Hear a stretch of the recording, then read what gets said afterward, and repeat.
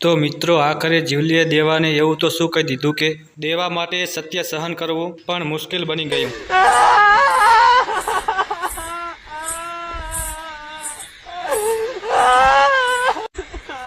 એવું તો શું કહ્યું જીવલીએ દેવલાને?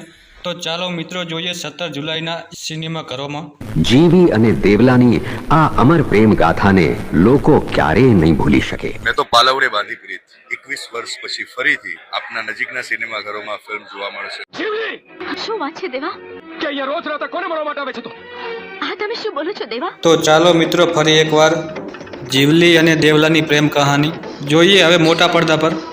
તો મિત્રો ફિલ્મનું નામ છે મેં તો પાલવડે બાંધી પ્રીત. તો મિત્રો આ ફિલ્મ 2009માં રિલીઝ થઈ હતી.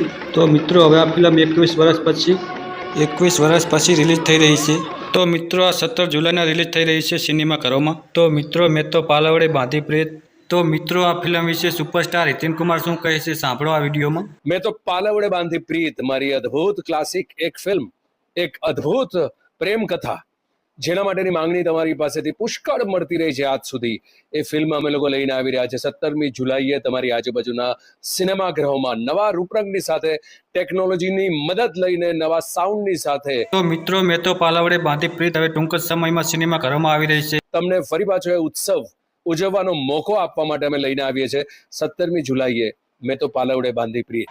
તો મિત્રો હિતેન કુમારની બીજી એક ફિલ્મ પણ નવી રિલીઝ થઈ રહી છે 20 જુલાઈના.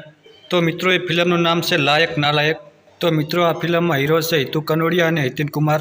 હવે પછી એક સારા સમાચારો લઈને તમારી વચ્ચે આવતો રહીશ, પણ સૌથી પ્રથમ જે ફિલ્મ હવે રજૂઆતના આંગણે આવીને ઊભી છે એ છે મેં તો પાલવડે બાંધી પ્રીત.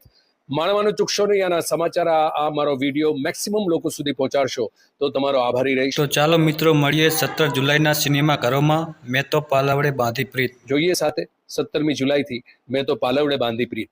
Love you all, by.